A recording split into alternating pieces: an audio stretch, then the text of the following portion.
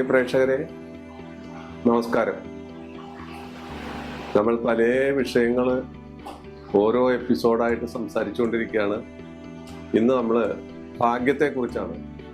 ഭാഗ്യം ആണ് മനുഷ്യന്റെ ഏറ്റവും വലിയ പ്രശ്നം. ഭക്ഷണം പോലെയാണ് ഭാഗ്യം. എനിക്ക് ഭാഗ്യമില്ല, നിനക്ക് ഭാഗ്യമില്ല, അവന് ഭാഗ്യമുണ്ട്, അവർക്ക് ഭാഗ്യമുണ്ട്. ഈ വാക്ക് നമ്മൾ ഒരു ദിവസത്തിൽ ഒരു പ്രാവശ്യമെങ്കിലും ഈ ഭാഗ്യത്തെക്കുറിച്ച് പറയാതിരിക്കില്ല. മനുഷ്യന്റെ സ്വഭാവമാണത്. അപ്പോ ഭാഗ്യത്തെക്കുറിച്ച് പറയുമ്പോൾ നമ്മള് സാധാരണഗതിയിൽ കൈനോട്ടക്കാരായി നടക്കുന്ന സ്ത്രീകള്, ഒരു കാക്കാല വിഭാഗത്തിൽപ്പെടുന്ന ആളാണ്. അവരെ പെട്ടെന്ന് ഓർത്തു പോകും. സ്നേഹത്തോടു കൂടി ഓർക്കാൻ പറ്റൂ, കാരണം അവര് പോസിറ്റീവാണ് എപ്പോഴും. വലിയ ഉത്സവങ്ങൾ, കൊടുങ്ങല്ലൂർ താലപ്പൊലി, തൃശൂർ പൂരം, വൈക്കത്ത് അഷ്ടമി, വള്ളത്താംകുളങ്ങര താലപ്പൊലി, ഉത്രാളിക്കാവ്, അതുപോലെ എങ്കക്കാട്, നെമ്മാറവേല, മരട്ടിൽ കൊട്ടാരം താലപ്പൊലി എന്ന് വേണ്ട, നമ്മൾ പുതിയാവ് താലപ്പൊലി, ഇങ്ങനെയുള്ള പല സ്ഥലങ്ങളിലും പോകുമ്പോൾ ഇവർ കൂട്ടമായി വന്ന് ഒരു തത്തയും ഒരു കൂടും കുറെ ഈശ്വരമൂർത്തികളുടെ പടങ്ങളുമായിരിക്കുകയും പോകുന്ന ആളുകളെ വന്നാട്ടെ വന്നാട്ടെ എന്ന് പറഞ്ഞ് ആകർഷിച്ച്, വളരെ താല്പര്യപൂർവ്വം ആകർഷിച്ച്, ആദ്യം അവർ പറയുന്നത് ഭാഗ്യമുള്ള കൈയാണല്ലോ, ഭാഗ്യമുള്ള മുഖമാണല്ലോ എന്നാണ്. അപ്പൊ ഈ ഉത്സവ സീസൺ കഴിഞ്ഞാൽ പിന്നെ അവര് സഞ്ചാരം തുടങ്ങും. ഒറ്റയ്ക്കും ഒന്നും രണ്ടും പേരുമായിട്ട് വീടുകളിൽ വന്ന് വീട്ടമ്മമാരെ എല്ലാം സ്വാധീനിച്ച്, അവിടെയും അവർ പോസിറ്റീവായിരിക്കും. വളരെ താല്പര്യപൂർവ്വം സംസാരിച്ച് ഭാഗ്യമാണ് അവരുടെ പ്രവചന വിഷയം. ഭാഗ്യമുള്ള മുഖമാണ്, ഭാഗ്യമുള്ള വീടാണ്, ഐശ്വര്യമുള്ള ഒരു സ്ത്രീയാണ്, ഭർത്താവ് സുന്ദരനാണ് എന്നൊക്കെ അവർ പറഞ്ഞ ആളുകളെ ആകർഷിക്കും. പറ്റിക്കലല്ല, അവര് ആകർഷിക്കണം. അവരെ വയറ്റുപഴപ്പ് കൂടിയാണ്. അവരപ്പോ പ്രവാചകരാണ്. അവരെ നമ്മള് സത്യത്തിൽ നമുക്ക് അവരോട് ഇഷ്ടമാണ് തോന്നുക, വെറുപ്പ് തോന്നാറില്ല. പ്രത്യേകിച്ച് തത്ത കൂട്ടിൽ നിന്ന് കൂട് തുറക്കുമ്പോൾ വന്ന് കാടെടുക്കുകയും അതിൽ കിട്ടുന്ന പടത്തിനനുസരിച്ച്, ചിലപ്പോൾ ശിവനും പാർവതി ആയിരിക്കും, ചിലപ്പോൾ കൃഷ്ണനും സത്യഭാമയായിരിക്കും, അല്ലെങ്കിൽ നളനും ദമയന്തി ആയിരിക്കും. ഇങ്ങനെ പല പുരാണ ചിത്രങ്ങളും ഇവരുടെ കയ്യിലുണ്ടാവും. അതിനെ ആസ്പദമാക്കിയാണ് അവര് പ്രവചനങ്ങൾ നടത്തുക. ആ പ്രവചനം ആദ്യം തന്നെ തുടങ്ങുമ്പോൾ തന്നെ അവർ പറയും, ഒരു ചെറിയ ദക്ഷിണ വെച്ചാട്ടെ എന്നിട്ടാവാം എന്ന് പറയുമ്പോൾ ആ ദക്ഷിണയുടെ ഘനവും അതിന്റെ ഭംഗിയും അനുസരിച്ചായിരിക്കും അവര് കാര്യങ്ങൾ നീട്ടിവലിച്ച് പറയുക. വളരെ ചെറിയ ദക്ഷിണ കൊടുത്തവർക്ക് വളരെ കുറച്ചേ പറയുള്ളൂ, കൂടുതൽ ദക്ഷിണ കൊടുത്ത ആളിലൊക്കെ കൂടുതൽ പറയും. അങ്ങനെ ഒരു ഒരു എല്ലാ ആളുകൾക്കും ഇഷ്ടപ്പെടുന്ന ഒരു വിഭാഗക്കാരാണ് ഈ കൈനോട്ടക്കാർ. അപ്പോ നമ്മൾ ഭാഗ്യത്തെക്കുറിച്ച് പറഞ്ഞപ്പോ ഇവരാണ് ഭാഗ്യത്തെക്കുറിച്ച് എന്ത് പറയുമ്പോഴും അവർ ഭാഗ്യത്തെക്കുറിച്ചേ പറയുള്ളൂ. അത് കഴിഞ്ഞിട്ടാണ് ദാമ്പത്യം, കുടുംബം, കുട്ടികള്, വിദ്യാഭ്യാസം, ഇങ്ങനെയുള്ള പല കാര്യങ്ങളും സ്പർശിക്കുക. അപ്പൊ നമ്മളിന്ന് ഭാഗ്യത്തെക്കുറിച്ച് പറയുമ്പോൾ പ്രധാനമായിട്ട് ഭാഗ്യം എന്ന് പറയുന്നത് 9-ാം ഭാവത്തെ ആസ്പദമാക്കിയാണ്. ല എന്ന് ഒരു ജാതകത്തിൽ ഗ്രഹനിലയിൽ എഴുതിയ സ്ഥലത്ത് നിന്ന് 9 എണ്ണിയാൽ 9 കിട്ടുന്ന ഭാവം ഏതാണോ അതാണ് ഭാഗ്യഭാവം. അത് പൂർവജന്മ സുഹൃതം, നൃത്തസ്ഥാനം, ഇങ്ങനെ പല കാര്യങ്ങൾ അതുമായിട്ട് ബന്ധപ്പെട്ട് വരുമെങ്കിലും ഭാഗ്യത്തിനാണ് അവിടെ പ്രാധാന്യം. അപ്പൊ ഒരാൾക്ക് ഭാഗ്യമുണ്ടോ ഇല്ലയോ എന്ന് ആ ഭാവം കൊണ്ട് നമുക്കറിയാം. അപ്പൊ ആരാണ് ഭാഗ്യാധിപൻ, ആ ഭാഗ്യത്തിന്റെ ഉടമസ്ഥൻ ആരാണ് എന്നനുസരിച്ചാണ് ഭാഗ്യത്തിന്റെ പോക്ക്. എന്നുവെച്ചാൽ ഭാഗ്യമുള്ള മനുഷ്യൻ എപ്പോഴും വളരെ സുഹൃതം ചെയ്തവനായിരിക്കും. ഭാഗ്യം കൊണ്ട് രക്ഷപ്പെടുക, ഭാഗ്യം കൊണ്ട് ഇലക്ഷൻ ജയിക്കുക, ചിലപ്പോൾ 10 വോട്ടിന് ഇലക്ഷൻ ചെയ്യുക ഭാഗ്യമാണ് എന്ന് പറയും. അല്ലെങ്കിൽ വേറെ എന്തെങ്കിലും കാര്യം കൊണ്ട് നനച്ചിരിക്കാതെ വഴിയെ പോകുമ്പോൾ ലോട്ടറി എടുക്കാത്ത ഒരു മനുഷ്യൻ ലോട്ടറി എടുക്കുക, അയാൾക്ക് ഭാഗ്യം വന്നു ചേരുക. അതെല്ലാം ആളുകൾ ഇങ്ങനെ സാധാരണ പറയും, ഭാഗ്യമാണ്, അയാൾ ഭാഗ്യവാനാണ്. ചില ആളുകൾ പെട്ടെന്ന് ഇരുന്നിരിപ്പിൽ ചായ കുടിച്ചുകൊണ്ടിരിക്കുമ്പോഴായിരിക്കും പെട്ടെന്ന് വിറവല് വന്ന് മരിക്കുക. ഭാഗ്യമരണം. അതിനും ഭാഗ്യമാണ് അവിടെ വരുന്നത്. പല കാര്യങ്ങൾക്കും ഈ വാക്ക് ബന്ധപ്പെടുന്നു എന്നുള്ളതാണ് ഏറ്റവും വലിയ പ്രത്യേകത. അപ്പൊ ഞാൻ നേരത്തെ പറഞ്ഞു, 9-ാം ഭാവാധിപനാണ് ഭാഗ്യഭാവാധിപൻ. ല തുടങ്ങി 9-ാമത്തെ കോളമാണ് ഭാഗ്യത്തിൻ്റെതായ കോളം. അപ്പോ ഒരാൾക്ക് ഭാഗ്യം ഉണ്ടോ ഇല്ലയോ എന്ന് നിശ്ചയിക്കുന്നത് ഗ്രഹങ്ങളുടെ സ്ഥിതി അനുസരിച്ചാണ്. 9ാം ഭാവാധിപൻ ആരാണ് എന്ന് നോക്കാം. 9ാം ഭാവാധിപൻ ആദിത്യനാണ് എന്ന് വയ്ക്കാം. ആ ആദിത്യൻ ബലവാനായിട്ട് 9ാം ഭാവത്തിൽ നിൽക്കുകയോ സ്വക്ഷേത്രത്തിൽ നിൽക്കുകയോ, സ്വക്ഷേത്രം എന്ന് വെച്ചാൽ ചിങ്ങം, അല്ലെങ്കിൽ അയാളുടെ ഉച്ചക്ഷേത്രം എന്ന് പറയുന്നത് മേടം, ഇങ്ങനെയുള്ള സ്ഥലത്ത് ആ 9ാം ഭാവാധിപൻ ആദിത്യൻ, ആ ആദിത്യന് 9ാം ഭാവാധിപത്യം വന്നാലത്തെ കാര്യമാണ് ഈ പറയുന്നത്. അങ്ങനെ നിന്നാൽ 22ാമത്തെ വയസ്സ് മുതൽ ഭാഗ്യം വരുന്നു എന്നാണ് പറയുന്നത്. ആ വ്യക്തി 22ാമത്തെ വയസ്സിൽ ഭാഗ്യവാനായി തീരുന്നു. വിദ്യാപൂർത്തി, ജോലി ലഭിക്കല്, ചിലപ്പോൾ ആശ്രിത നിയമനമായിരിക്കും. അയാൾ ആരെങ്കിലും മരിച്ചിട്ടായിരിക്കും, അല്ലെങ്കിൽ അവളുടെ ആരെങ്കിലും മരിച്ചിട്ടായിരിക്കും ആശ്രിത നിയമനം കിട്ടുക 22ാം വയസ്സിൽ, നല്ല ജോലി കിട്ടുക, അങ്ങനെയുള്ള. പിന്നെ വിദ്യാപൂർത്തി, അതുപോലെയുള്ള കാര്യങ്ങൾ വരിക. പെൺകുട്ടികൾക്കാണെങ്കിൽ 22ാം വയസ്സിൽ വിവാഹം വരിക. ആൺകുട്ടികൾക്കാണെങ്കിൽ ഈ പറയുന്ന കാര്യങ്ങൾ, ജോലി മുതലായ കാര്യങ്ങളായിരിക്കും വരുന്നത്. അപ്പൊ ആദിത്യൻ എന്ന് വെച്ചാൽ സൂര്യൻ ഭാഗ്യഭാവാധിപനായി 9ാം ഭാവാധിപനായി നിന്ന് അയാൾക്ക് നീചം പാടില്ല. അയാൾ ഉച്ചത്തിലാണെങ്കിൽ, മേടത്തിലാണെങ്കിൽ, അല്ലെങ്കിൽ സ്വക്ഷേത്രത്തിലാണെങ്കിൽ ഈ പറയുന്ന 22ാമത്തെ വയസ്സിൽ ഭാഗ്യം വരുന്നു എന്നാണ് ജ്യോതിഷ കൃതികൾ, ആചാര്യന്മാര് പറയുന്നത്. അപ്പൊ ആദിത്യന്റെ കാര്യം നമുക്ക് മനസ്സിലായി. ആദിത്യന്റെ സ്വക്ഷേത്രം ചിങ്ങം, നീചക്ഷേത്രം തുലാം, ഉച്ചക്ഷേത്രം മേടം. ഇതാണ് ആദിത്യന്റെ സ്ഥിതി, ആദിത്യന്റെ അവസ്ഥ ഇതാണ്. അപ്പോ 22ാമത്തെ വയസ്സിലാണ്. ഇനി ചന്ദ്രനിലേക്ക് പോവാം. സൂര്യൻ കഴിഞ്ഞാൽ ചന്ദ്രൻ. ചന്ദ്രന്റെ സ്വക്ഷേത്രം കർക്കടകമാണ്, ഉച്ചക്ഷേത്രം ശുക്രന്റെ ക്ഷേത്രമായ ഇടവമാണ്, നീചക്ഷേത്രം വൃശ്ചികമാണ്. അപ്പൊ ഇത് മനസ്സിലാക്കിയിരിക്കണം. കാരണം എന്ന് വെച്ചാൽ ചന്ദ്രൻ ഉച്ചബലവാനായി അല്ലെങ്കിൽ അവൻ സ്വക്ഷേത്ര ബലവാനായി ഭാഗ്യഭാവാധിപത്യം വഹിച്ചാൽ, 9ാം ഭാവാധിപത്യം വഹിച്ചാൽ സാധാരണഗതിയിൽ 24ാമത്തെ വയസ്സിൽ മുതൽ ഭാഗ്യം തുടങ്ങുകയാണ് അയാൾക്ക്. 24ാമത്തെ വയസ്സിൽ ഈ ഭാഗ്യം ഇല്ലാതാകാം. ചന്ദ്രന് നീചത്വം വരിക, ചന്ദ്രന് ബലക്കുറവ് വരിക, പക്ഷബലം ഇല്ലാതെ വരിക, അല്ലെങ്കിൽ ചന്ദ്രൻ ആകെ ഈ പറയുന്ന രീതിയിൽ മറ്റുള്ള പാപഗ്രഹങ്ങളെ കൊണ്ട് മൂടി നിൽക്കുക, ഇങ്ങനെയൊക്കെ വരുമ്പോൾ ആ ഭാഗ്യത്തിന് കുറവ് വരും. പക്ഷെ എന്നിരുന്നാലും ഈ പറയുന്ന തത്വം അനുസരിച്ച് 24ാമത്തെ വയസ്സിൽ ഭാഗ്യം വരാം. ചന്ദ്രൻ കഴിഞ്ഞാൽ കുജനാണ് നമുക്ക് അടുത്തത്. കുജൻ എന്ന് പറഞ്ഞാൽ ചൊവ്വ. ചൊവ്വയുടെ സ്വക്ഷേത്രം മേടവും വൃശ്ചികവും, നീചക്ഷേത്രം കർക്കടകം, അപ്പോ ഉച്ചക്ഷേത്രം നീചക്ഷേത്രം. അപ്പൊ ഇതെല്ലാം വന്നു. മൗഢ്യം വരാതിരിക്കണം.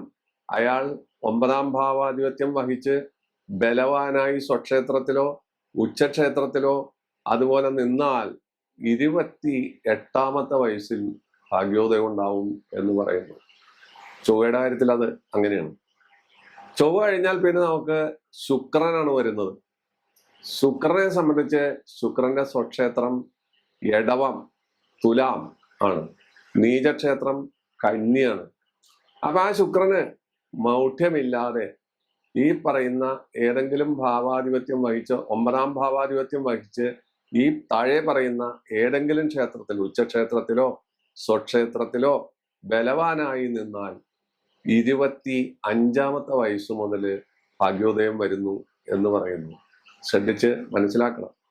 ഇനി നമുക്ക് ബുധനിലേക്ക് പോവാം. ബുധന്റെ സ്വക്ഷേത്രം മിഥുനവും കന്യയുമാണ്, നീചക്ഷേത്രം മീനമാണ്. ഏറ്റവും കൂടുതൽ മൗഢ്യം വരുന്ന ഗ്രഹമാണ് ബുധൻ. കാരണം സൂര്യനോട് അടുത്ത് സഞ്ചരിക്കുന്ന ഒരു ഗ്രഹമാണ് ബുധൻ.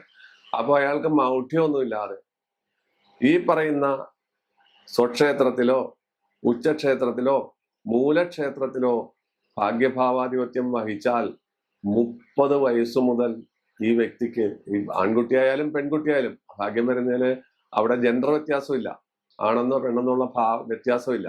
30ാമത്തെ വയസ്സ് മുതൽ ഭാഗ്യോദയം സംഭവിക്കുന്നു എന്നാണ് പറയുന്നത്. ഇനി നമ്മൾ ശനിയുടെ സ്വക്ഷേത്രം മകരവും കുംഭവും, ശനിയുടെ ഉച്ചക്ഷേത്രം തുലാം, ശനിയുടെ നീചക്ഷേത്രം മേടം.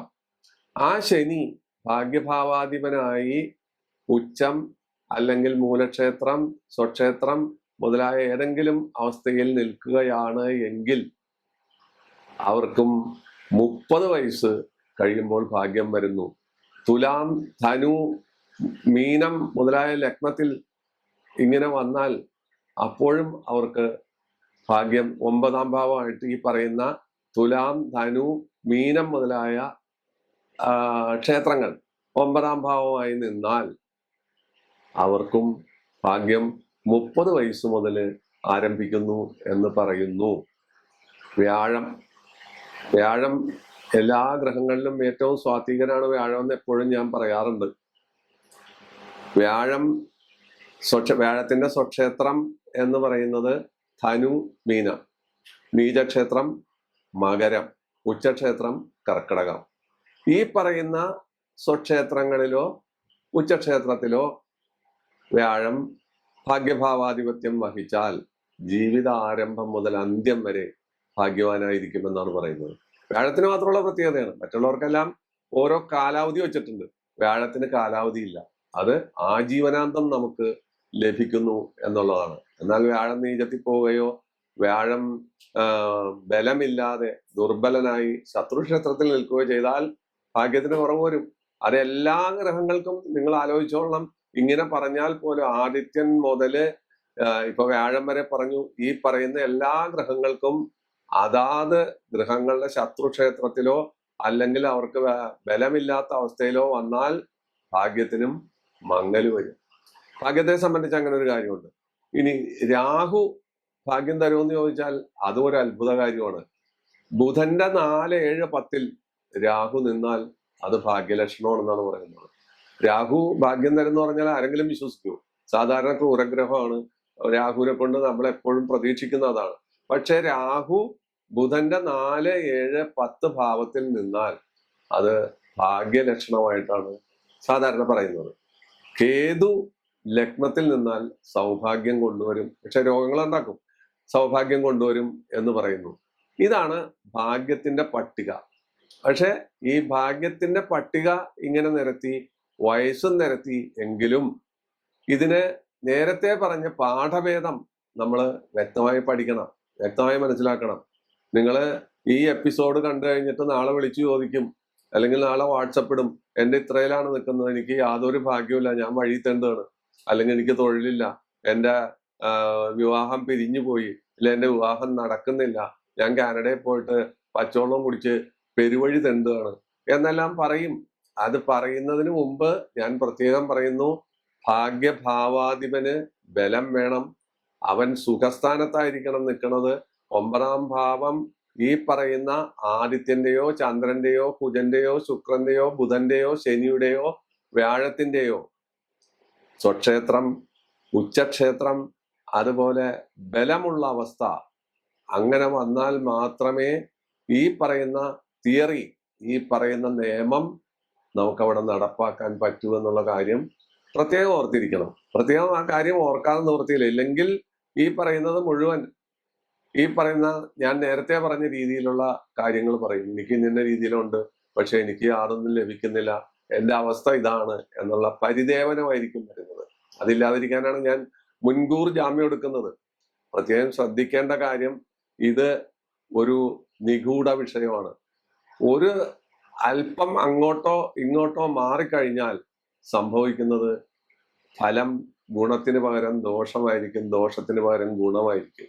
അതാണ് ഓരോരുത്തരുടെ ജാതകത്തിലും ഓരോ ഗ്രഹനിലയിലും ഒളിഞ്ഞ് പല കാര്യങ്ങളും കിടക്കുന്നുണ്ടാവും. ചിലപ്പോ വളരെ തള്ളിക്കളയുന്ന ഒരു വ്യക്തി കുപ്പത്തൊട്ടിയിൽ മാണിക്യം പോലെ ശോഭിക്കുന്നതും, മാളിക മുകളിലിരിക്കുന്ന വ്യക്തി തോളിൽ മാറാപ്പ് എത്തുന്നതും നമ്മൾ കാണാറുണ്ട്. ഇതെല്ലാം ഈ ഭാഗ്യഭാവാധിപന്റെയും ഭാഗ്യത്തിന്റെയും അവസ്ഥാന്തരം കൊണ്ടാണ്, ഓരോ അവസ്ഥ കൊണ്ടാണ്. എന്നുവെച്ചാൽ ഓരോ സ്ഥലത്തും ഭാഗ്യഭാവാധിപൻ എങ്ങനെ വർത്തിക്കുന്നു, എങ്ങോട്ട് നോക്കുന്നു. പിന്നെ ഭാഗ്യഭാവാധിപനെ വ്യാഴം, ശുക്രൻ, ചന്ദ്രൻ മുതലായവർ നോക്കുക, അത് വലിയ കാര്യമാണ്. ഈ അതേപോലെ തന്നെ ഭാഗ്യഭാവാധിപനെ ക്രൂരഗ്രഹങ്ങളായ രാഹു, കേതു, അതുപോലുള്ള ചൊവ്വ മുതലായ ഗ്രഹങ്ങൾ നോക്കുക. അങ്ങനെ വരുമ്പോഴും ഭാഗ്യത്തിന് മങ്ങലേക്കാറുണ്ട്.